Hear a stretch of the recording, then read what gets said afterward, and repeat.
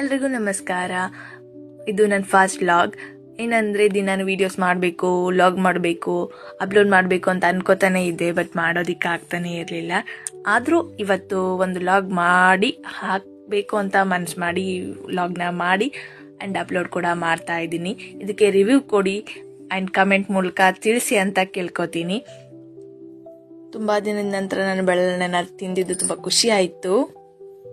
ಇವತ್ತು ಅವ್ವ ಮಾರ್ಕೆಟಿಂದ ಬೆಳೆಹಣ್ಣನ್ನು ತಗೊಂಡು ಬಂದಿತ್ತು. ತುಂಬ ದಿನಗಳ ನಂತರ ಬೆಳೆಹಣ್ಣನ್ನು ನೋಡಿ ಸಿಕ್ಕಾಪಟ್ಟೆ ಬಾಯಲ್ಲಿ ನೀರು ಹಾಗೆ ಬರ್ತಾನೆ ಇತ್ತು. ಸೊ ತಡ ಮಾಡಿದೆ, ಬೆಳೆಹಣ್ಣಿನ ಚಿಗಳಿ ಮಾಡೋದಕ್ಕೆ ರೆಡಿ ಮಾಡ್ಕೊಂಡೇ ಬಿಟ್ಟೆ ಆ್ಯಂಡ್ ರೆಡಿ ಮಾಡ್ಕೊಂಡು ತಿಂದೇ ಬಿಟ್ಟೆ ಕೂಡ. ಏನಂದರೆ 4 ಬೆಳೆಹಣ್ಣನ್ನು ತಗೊಂಡಿದ್ದೀನಿ. 4 ಬೆಳ್ಳೆಣ್ಣೆನ ತಗೊಂಡು ಅದನ್ನು ಕಟ್ ಮಾಡಿ ಅದರೊಳಗಿರೋ ಇದು ಏನಂತಾರೆ ಸೂಸ್ಲ, ನಾವಿಲ್ಲಿ ಸೂಸ್ಲ ಅಂತ ಕರಿತೀವಿ, ನೀವೇನಂತೀರೋ ಗೊತ್ತಿಲ್ಲ, ನೀವೇನಂತ ಹೇಳ್ತೀರ ಅಂತ ಕಮೆಂಟ್ ಮಾಡಿ. ಹಾಗೆ ಬೆಳ್ಳೆಣ್ಣೆಗೆ ನೀವೇನಂತ ಕರಿತೀರಾ ಅಂತಲೂ ಕಮೆಂಟ್ ಮಾಡಿ.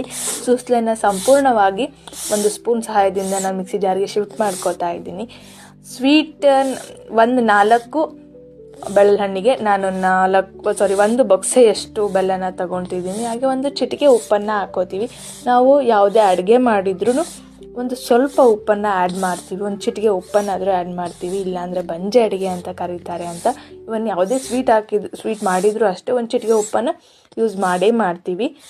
ಆ್ಯಂಡ್ ಇಲ್ಲಿ ನಾನು 1 ಚಿಟಿಕೆ ಉಪ್ಪನ್ನು ಕೂಡ ಹಾಕ್ಕೊಂಡು ಮಿಕ್ಸಿ ಜಾರ್ಗೆ ಕ್ಲೀನಾಗಿ ಪೇಸ್ಟ್ ಮಾಡ್ಕೊಂಡಿದ್ದೀನಿ.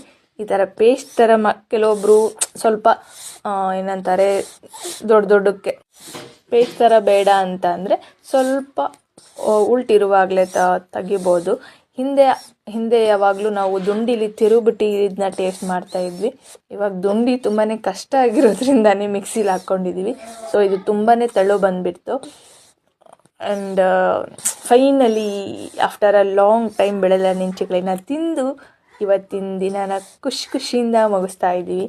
ಆ್ಯಂಡ್ ಸಿಕ್ಕಾಪಟ್ಟೆ ಖುಷಿ ಆಯಿತು, ಯಾಕಂದರೆ ಎಷ್ಟೋ ದಿನ ಆಗಿಬಿಟ್ಟಿತ್ತು ಇದನ್ನ ತಿಂದ್ಬಿಟ್ಟು. Finally happy.